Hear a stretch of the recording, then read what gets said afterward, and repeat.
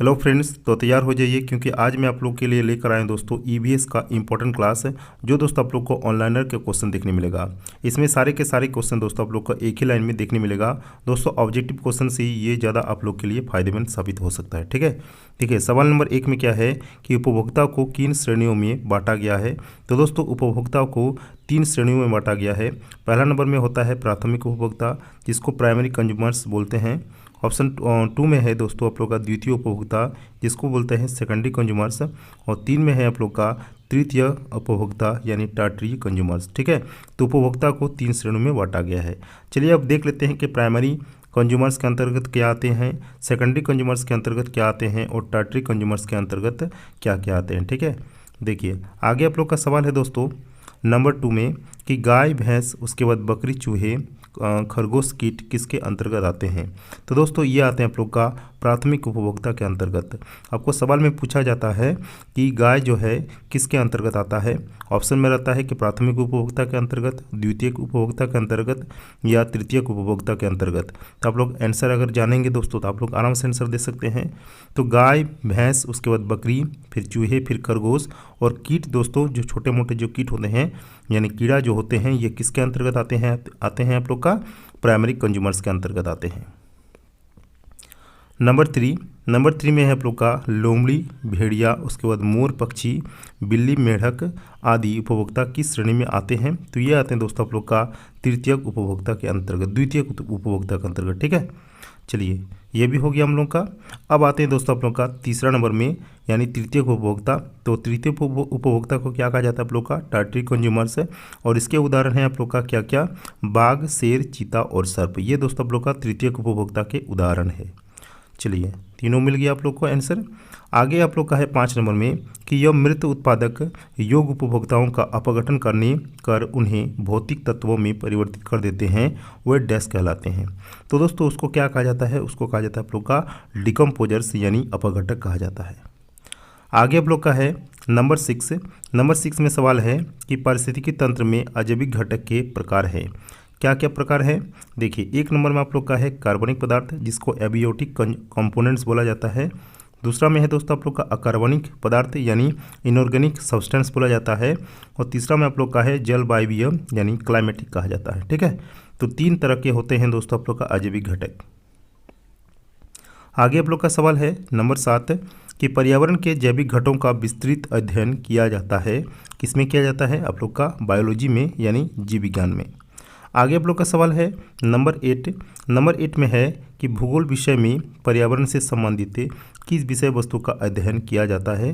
तो दोस्तों इसमें अध्ययन किया जाता है आप लोग का अजैव घटकों का, उसके बाद प्राकृतिक आपदाओं का और संसाधनों की उपलब्धता का वर्णन किया जाता है यानी अध्ययन किया जाता है।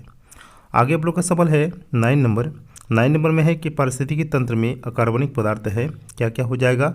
1 नंबर में है मैक्रोन्यूट्रिएंट्स, दूसरा नंबर में हो जाएगा माइक्रोन्यूट्रिएंट्स और तीसरा नंबर में होता है दोस्तों आप लोग का गैसें। आगे आप लोग का सवाल है नंबर 10 में है कि कौन से तत्व माइक्रोन्यूट्रिएंट्स हैं। तो दोस्तों इसको आप लोग याद रखिएगा। एक होता है जेडन, फिर आप लोग का होता है मैग्नीज, फिर होता है कॉपर, फिर होता है मोबिडियम और उसके बाद बी, फिर दोस्तों आप लोग का एल। बी का मतलब होता है बोरन और एल का मतलब होता है दोस्तों आप लोग का एल्यूमिनियम। तो ये सारे तत्व होते हैं दोस्तों आप लोग का माइक्रोन्यूट्रिएंट्स के अंतर्गत।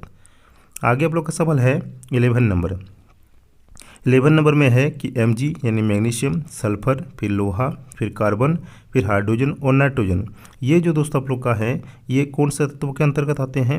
ये दोस्तों आते हैं आप लोग का मैक्रोन्यूट्रिएंट्स के अंतर्गत आते हैं। देखिए ये सब याद रखने वाला सवाल है।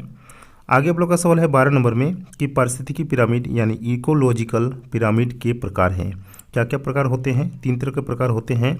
यानी 1 नंबर में जीव संख्या का पिरामिड यानी पिरामिड ऑफ नंबर्स। दूसरा नंबर में है जीव भार का पिरामिड यानी पिरामिड ऑफ बायोमास। 3 में है ऊर्जा का पिरामिड यानी पिरामिड ऑफ एनर्जी। ठीक है, चलिए आगे देखेंगे नंबर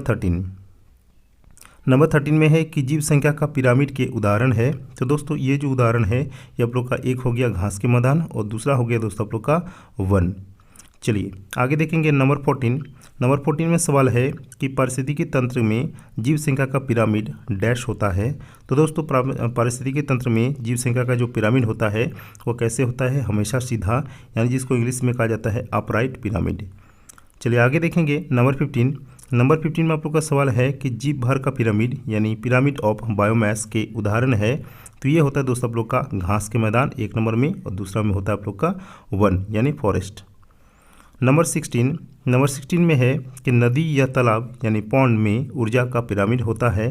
कैसे होता है, सदैव सीधा होता है, यानी ऑलवेज अपराइट होता है। ठीक है, चलिए नंबर 17 में आप लोग का है कि ऊर्जा का प्रवाह का निश्चित क्रम है।